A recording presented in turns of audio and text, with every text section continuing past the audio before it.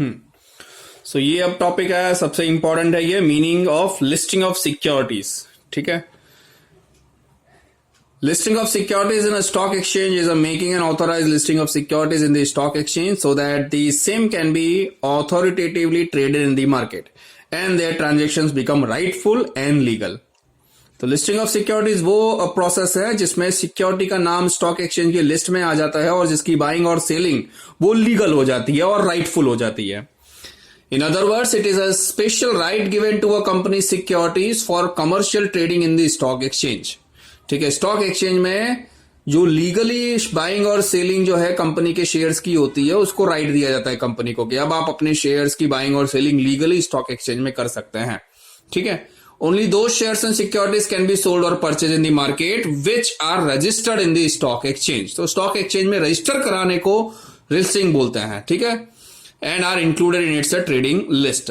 Thus, listing means permission granted to the security for its sale or purchase in a recognized market. ठीक है, last line में ये सारी meaning clear हो जाती है। लिस्टिंग का मीन्स है परमिशन ग्रांट करना। ठीक है, सिक्योरिटीज की बाइंग और सेलिंग को कहां पे? स्टॉक एक्सचेंज में, रिकॉग्नाइज मार्केट, स्टॉक एक्सचेंज में। ठीक है, only through authorized members known as share brokers who are recognized by the government and SEBI could the transaction of sale and purchase of securities be made in the stock exchange. The price on which these securities are sold called quotation. ठीक है, जिस price पे ये securities बेची जाती है उसको quotation बोला जाता है। It is a compulsory for a company issuing shares by public offer according to section 73 of the Companies Act to have its securities listed on the stock exchange. ठीक है, according to section 73 of Companies Act सारी securities stock exchange में listed होनी चाहिए।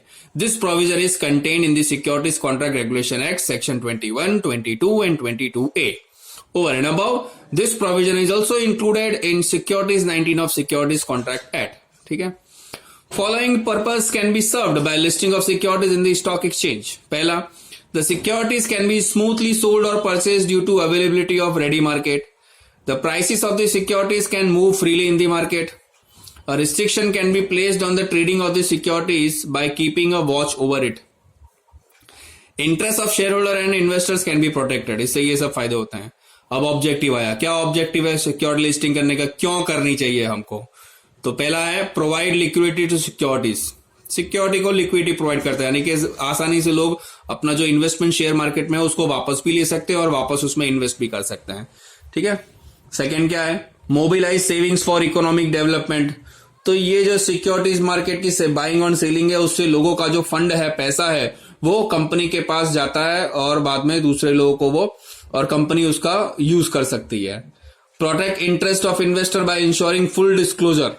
Listing of securities से ही interest जो होता है इन्वेस्टर्स का, जो शेयर में इन्वेस्ट कर रहे हैं उनका प्रोटेक्ट होता है इंटरेस्ट, यानी कि वो आसानी से बिना कोई फिक्र के शेयर मार्केट में इन्वेस्ट कर सकते हैं उस शेयर्स को जिसका ऑलरेडी जिस कंपनी का नाम स्टॉक मार्केट में लिस्टेड है। अब टाइप्स, कौन कौन से टाइप्स होता है? सबसे पहला initial listing. It is the listing of securities of unlist company for the first time, यानी कि पहली बार जब आईपीओ इश्यू करते हो तो जब प्राइस उसकी फिक्स होती है तब उसका स्टॉक मार्केट में नाम लिस्ट होता है, वो इनिशियल लिस्टिंग है। सेकेंड है listing for public issue. It is the listing of securities of already listed company. ये उस कंपनी की लिस्टिंग है जो ऑलरेडी लिस्ट हो चुकी है, आईपीओ इश्यू कर चुकी है उसकी। When the company who shares are listed on stock exchange comes out with a public issue of securities. Thus, company is required to get the security listed on the stock exchange before public issue. ठीक है, अब जब company register कराते हो तो अपना नाम वहां पे स्टॉक मार्केट में भी लिखाते हो, फिर जब आप आईपीओ इश्यू करते हो, पब्लिक बनते हो, तब फिर से आपकी लिस्टिंग होती है स्टॉक मार्केट में। Third, listing for right issue, यानी कि जब आप राइट शेयर इश्यू कर रहे हो तब भी आपकी लिस्टिंग होती है। लिस्टिंग ऑफ बोनस शेयर, जब आप बोनस शेयर इश्यू करते हो, फाइन, तब आपकी लिस्टिंग होती है। लिस्टिंग फॉर मर्जर और अमालगमेशन, तो it is the new shares issued in exchange under corporate restructuring. Merger amalgamation होता है, दो कंपनियां जब मर्ज होती हैं तो फिर से पूरा बिजनेस रिस्ट्रक्चर होता है, फाइन। तो उसके अंदर भी आप शेयर्स के नए प्राइस करते हो, फाइन। क्या पता दूसरी कंपनी का शेयर प्राइस कौन सा था, उसकी कैपिटल आपने इंक्लूड की, अपनी कैपिटल और अपनी डेप्ट आपने उसमें मिक्स की, तो बिल करके फिर दोनों का शेयर प्राइस फिर चेंज होता है ना, तो ये फिर से उसकी लिस्टिंग होती है। एडवांटेज क्या क्या है? तो पहला क्या है,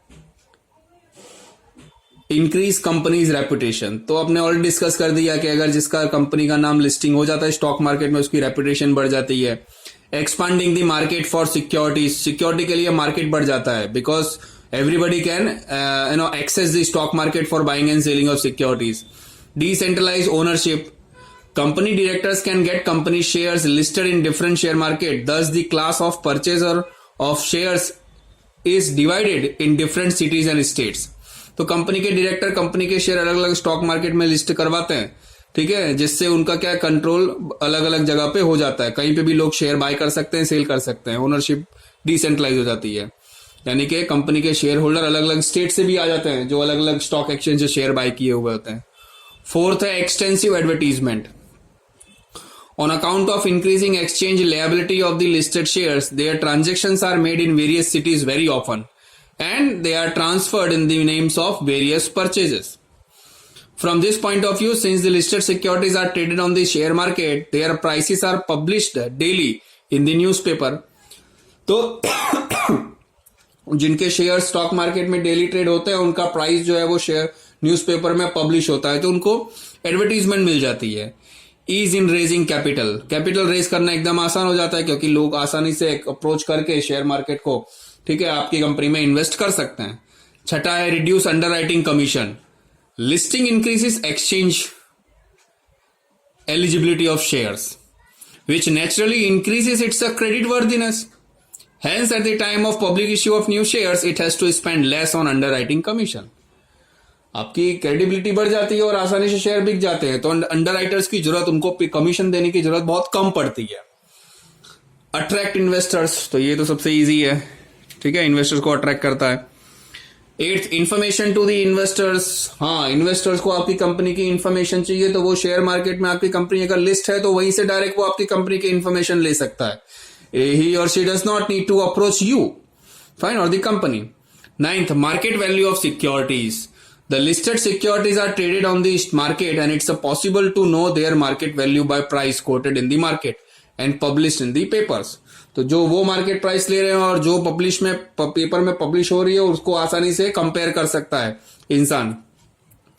10th है reduce expenses of issue of capital, ठीक है, ये अब जो इश्यू कैपिटल इश्यू करने की जो एक्सपेंसेस है उसको रिड्यूस कर देता है। A company who shares are listed becomes credit worthy in the sight of investors. तो जिस कंपनी का नाम स्टॉक मार्केट में लिस्टेड है उसकी क्रेडिट वर्दीनेस बढ़ जाती है इन्वेस्टर्स की नजर में, और न्यू परचेज आर अट्रैक्टेड, और आसानी से लोग उस पर क्या करते हैं, भरोसा करके फिर शेयर बाय करते हैं। तो ये थे एडवांटेज कंपनी को। अब आएंगे एडवांटेज लिस्टिंग के, किसको, शेयर होल्डर को, यानी कि आपको और हमको जो इन्वेस्ट करते हैं शेयर्स में, उनके लिए क्या एडवांटेज है लिस्टिंग की। तो पहला, increase the liquidity of the securities. अपने सिक्योरिटी की लिक्विडिटी बढ़ जाती है। लिक्विडिटी यानी कि कल को हमको हमारा इन्वेस्टमेंट वापस चाहिए और पैसा हमको हमारा वापस चाहिए तो आसानी से किसी और को बेच को ले सकते हैं स्टॉक मार्केट में। Easy exchange of shares, very easy borrowing, ठीक है, banks easily lend money on listed securities. Bank भी इन्वेस्ट करने के लिए हमको आसानी से लोन दे सकती है। Advantage of an extensive market. Since listed securities are traded on various stock exchange, their market gets extended. Investors also get advantage of this extended market. Market हमारा बाइंग और सेलिंग का बढ़ जाता है। पांचवा है प्रॉफिटेबल डिसीजंस। छठा है वैल्यूएशन ऑफ सिक्योरिटी, सिक्योरिटी की वैल्यूएशन भी हो जाती है। The current evaluation of the shares in the market is made on the base of rise and fall of the prices of shares in the market. तो जो share का valuation है वो मार्केट में उसके प्राइस, शेयर प्राइसेस का क्या increase हो रहा है क्या डिक्रीज हो रहा है उसके हिसाब से किया जा सकता है। सातवां है एडवांटेज ऑफ स्पेक्यूलेशन। कभी कभी स्पेक्यूलेशन का भी एडवांटेज हो जाता है, यानी कि जब लोग खरीद रहे होते हैं तो लोगों को लगता है इसका शेयर प्राइसेस बहुत हाई जाएगा, तो हमारे सारे शेयर जो है वो बिक जाते हैं और हाई वैल्यू पे बिक जाते हैं, तो कंपनी के पास अच्छा खासा इन्वेस्टमेंट भी आ जाता है।